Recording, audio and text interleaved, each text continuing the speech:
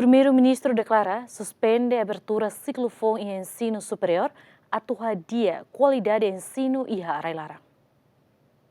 Lihusi reunião Conselho Ministro nebe preside Husi Primeiro-Ministro Kairala Sanana Guzmão, quarta-ne, aprova projeto de resolução governo, onde hala suspensão abertura ciclo estudo FONCIRA e ensino superior, no decide taca curso doutoramento nebe la reta autorização. Foi encontro semanal o Presidente da República, Primeiro-Ministro Kairala Sanana Guzmão Hateteng, razão governo suspende abertura ciclo FONCIRA e ensino superior, atuadia qualidade ensino e Railara, molok autoriza Horiloke fali. Saída, mas terminei que até qualidade de ensino, mas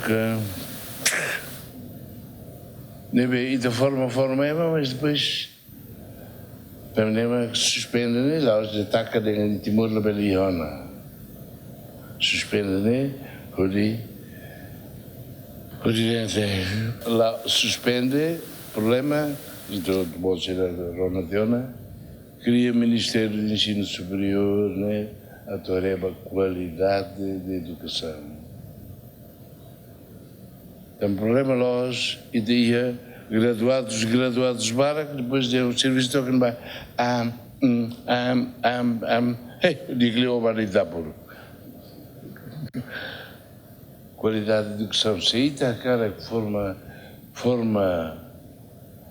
geração fundo, bebê, cara de rain, então precisa de e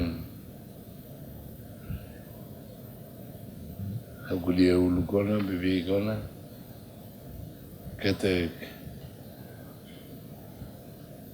a bela Hanoi de que universidade ida, nem dia clione também, tinha ida nem bela for 10.000 graduação